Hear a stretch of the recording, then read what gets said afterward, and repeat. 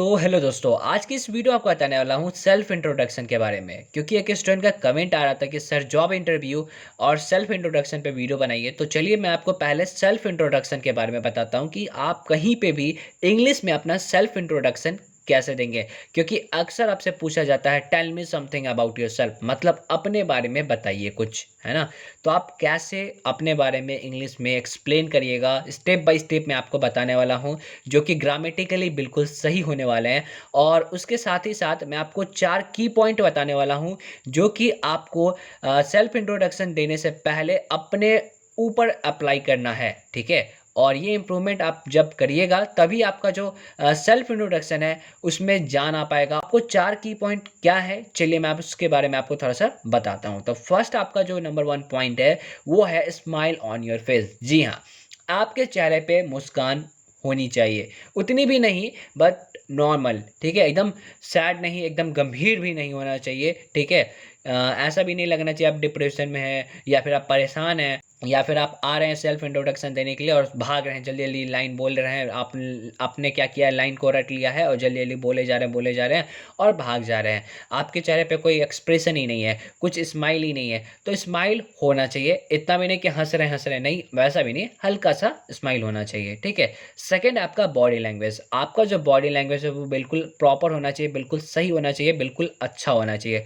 कई लोग होते हैं वो अपना हैंड को शेक करने लगते हैं, पैर को, लेग को शेक करने लगते हैं, ठीक है। या फिर कुछ ऑब्जेक्ट पकड़ लेते हैं, पोडियम वगैरह पे जाते हैं तो और उसको घुमाने लगते हैं, उसके बाद वो बोलते हैं, तो वो अच्छा नहीं लगता है। बॉडी लैंग्वेज आपका एक अच्छा होना चाहिए, ठीक है। बॉडी लैंग्वेज पे आप बहुत सारे वीडियो होगा, आप जा करके देख सकते हैं कि अपने बॉडी लैंग्वेज को कैसे सही करें।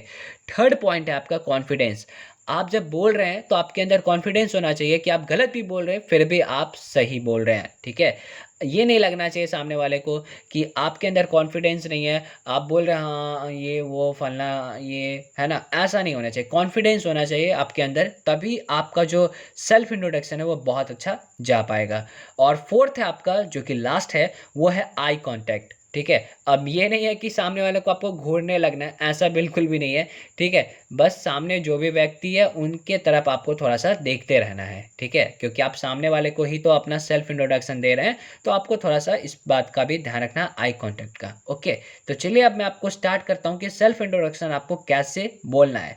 तो आपको स्टार्ट करना है ग्रीट से। आप बोलेंगे सर ये ग्रीट क्या होता है, तो ग्रीट होता है कि आप सामने वाले को विश दे सकते हैं, जैसे गुड मॉर्निंग, अगर सुबह का समय गुड मॉर्निंग है ना, गुड आफ्टरनून, गुड इवनिंग, ऐसा आप कुछ यूज़ कर सकते हैं। टाइमिंग के अकॉर्डिंग आप पे डिपेंड करता है। और फिर ओपनिंग लाइंस आपको बोलना है। ओपनिंग लाइंस मतलब क्या होता है सर, तो ओपनिंग लाइंस का मतलब होता है कि आपको जो अपॉर्चुनिटी मिला है, आपको जो चांस मिला है, मौका मिला है, अवसर मिला है, अपना सेल्फ इंट्रोडक्शन देने का मौका जो आपको मिला है, तो वो किन के थ्रू मिला है आपको, ठीक है। उनका आप थोड़ा सा वहाँ पे थैंक यू आप उनको बोल सकते हैं, ठीक है। या फिर जिस इंस्टीट्यूट के थ्रू आपको ये मौका मिला है उनका नाम आप बोल सकते हैं, उनके उनके इंस्टीट्यूट का आप नाम बोल सकते हैं, ठीक है। जैसे आपको मैं बताता हूँ एग्जांपल के लिए, सुबह का समय है तो आप क्या बोलेगा, गुड मॉर्निंग एवरीवन, ठीक है। बहुत सारे आपके मित्र भी वहाँ पे आए हुए हैं, ठीक है। तो आप क्या बोलेगा, good morning everyone and thanks for giving me this opportunity, ठीक है। मतलब मुझे इस अवसर को देने के लिए बहुत बहुत धन्यवाद।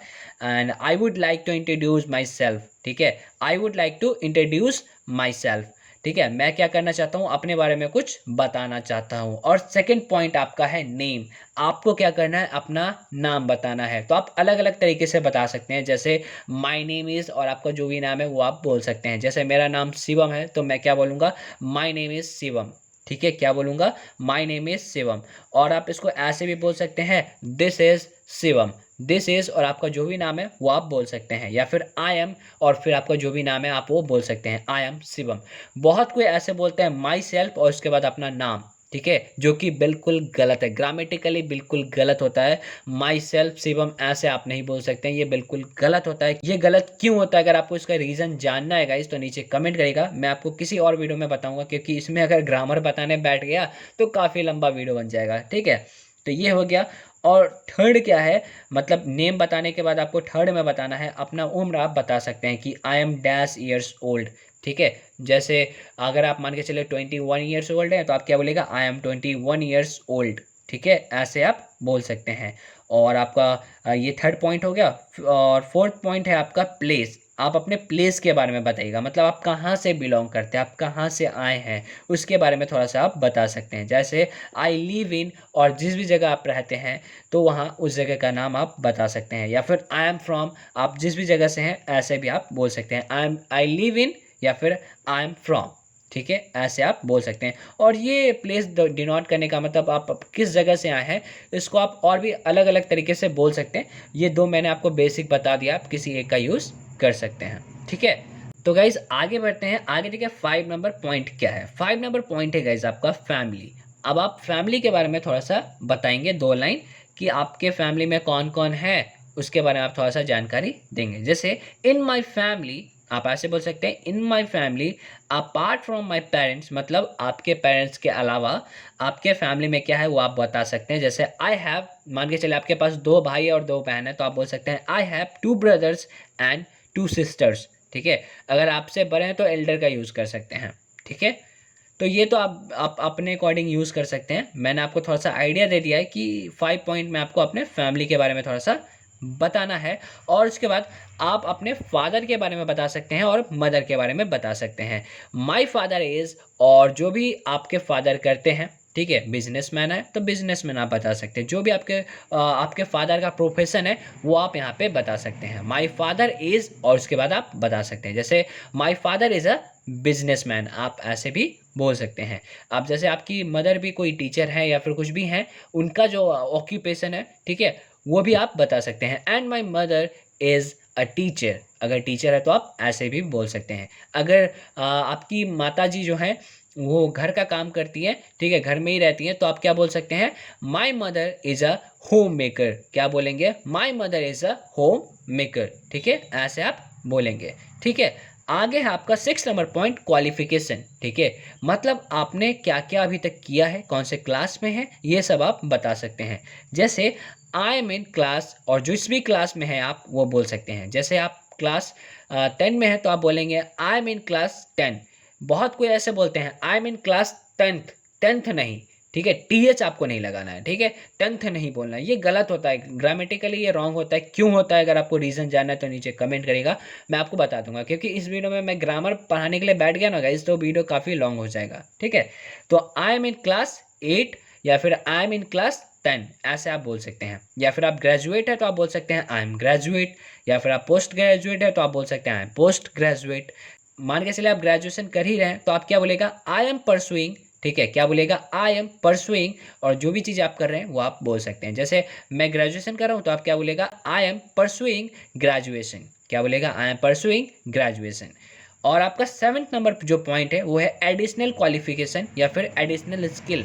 जो आपके अंदर है, आपके अंदर जो भी स्किल है या फिर आपने कोई कोर्स किया है, एडिशनल कोर्स किया है। जैसे बहुत कोई कंप्यूटर का कुछ कोर्स करते हैं, बेसिक कोर्स करते हैं, कंप्यूटर का कोई भी बेसिक कोर्स करते हैं, है ना, कोई भी आपने कोर्स किया है तो आप उसके बारे में 2-3 लाइन बता सकते हैं। जैसे मैंने कंप्यूटर का कोर्स किया हुआ है तो मैं कैसे बोलूँगा, I have done 6 month basic computer course. ठीक है, I have done 6 month basic computer course. मैंने क्या किया, बेसिक कंप्यूटर कोर्स जो है वो किया हुआ है, लेकिन मैंने एडवांस किया हुआ है। लेकिन मैं आपको समझाने के लिए बता रहा हूँ कि आप कैसे एक्सप्लेन करेगा और कितने मंथ का किया वो भी आप बता सकते हैं। अगर आप चाहते हैं कि आप अपने इंस्टीट्यूट का भी नाम बताएं तो आप ये भी बता सकते हैं, और किस ईयर में आपने किया वो भी। कैसे, वो देखिए, I have done 6 month basic computer course from के बाद आपको उस इंस्टीट्यूट का नाम बताना है। उसके बाद फिर आपको लगाना है इन, जिस ईयर में आपने किया है उस ईयर को यहाँ पे आप डिनोट कर सकते हैं। ठीक है, तो ये हो गया आपका एडिशनल